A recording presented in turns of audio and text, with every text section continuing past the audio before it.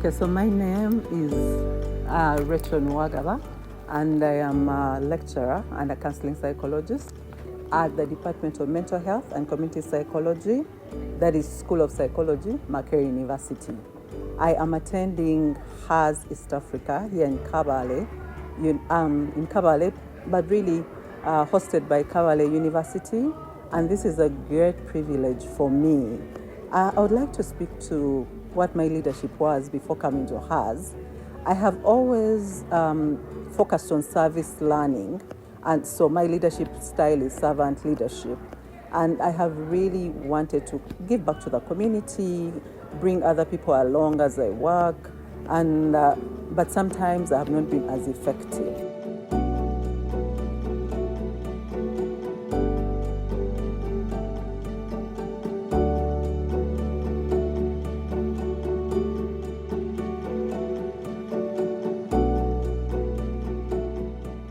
When I started doing my PhD, I tried to, put on hold most of the leadership roles, and it's now that I'm coming through, and I'm really focused on taking on leadership in higher education. But also a challenge that I have found along the way is I never understood the value of having female mentors within higher education and actually prioritizing that.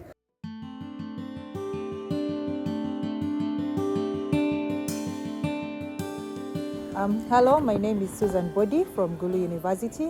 I'm attending the HAS East African Academy for the first time here in Kabale.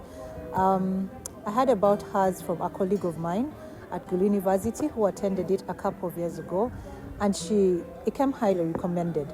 And I thought, okay, maybe this is something I can take on. Before HAS Academy, I wasn't very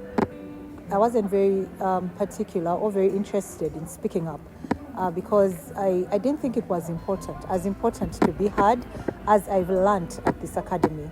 I've learned that true influence comes from a place of leadership, that you can do so much just by taking up positions of leadership, especially as women in the different spaces that we're at. I didn't think my voice was as important or that it would have meaningful impact, but after listening to speakers like Maggie Kigozi today, the different professors who've spoken to us, it's just been mind-blowing the amount of work that women have to do in the different spaces they're in to be able to create meaningful change. So I'm very excited about the opportunities that lie ahead for me. I'm very excited about the kind of growth that I am projecting to have in the next 1 to 2, 3 to 5, and 5 to 10 years. I know that there's going to be many challenges, but I also know that I'm surrounded by a group of women who have walked this road and have championed in their different courses.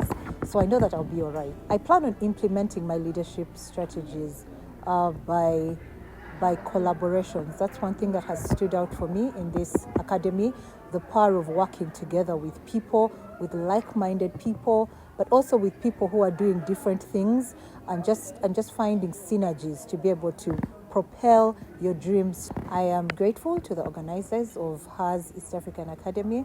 I think it should be scaled up. I think every woman in leadership or every woman who just has some sort of voice that needs to be amplified needs to attend HAS Academy, and the possibilities are limitless.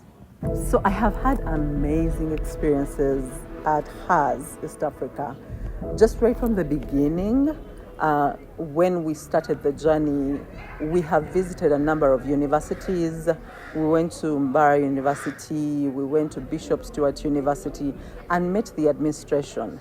And what was amazing, I had never been in a place where I am seated with the top management of the university, right from the VC, and sharing with them and hearing their perspective of how they are engaging females within the leadership of the university. So for me, that has been a very meaningful experience, just to recognize that there are priorities within the university in terms of policies that need to be reflected upon in order to include as many females, because there are so many that are available that can actually take up leadership but have just not had the opportunity.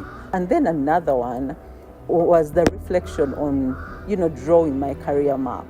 because it's interesting, when we had the topic, by the time we're moving through it, I had written what I want to do in the different framework, like maybe putting up different years between 1 and 2, 3 and 5, and then 5 and above, like what I want to do in those different times in my life. And I'm so glad that I have been able to document that.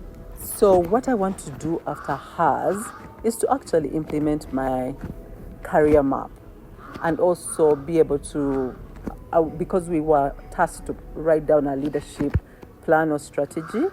So for me, that's what I want to do. Basically, I've recognized that many females within higher education usually don't prioritize coming up with grants or writing grants, and especially the budgeting. When we're going through that process, we learned that just writing the proposal is not enough, but you need to focus on the budget, the money, how much are you going to spend, and which sources are you really focusing on. So for me, those are some of the priorities, because there's so much that I can do, that I want to do. I have opportunities to be in leadership, but I want to be able to raise monies for my department, for my school, for us to fulfill the projects that we have. And also being able to, I was just sharing that I want to be able to get like graduate students to be a part of the projects we're doing, and then help them to actually be as committed in terms of research.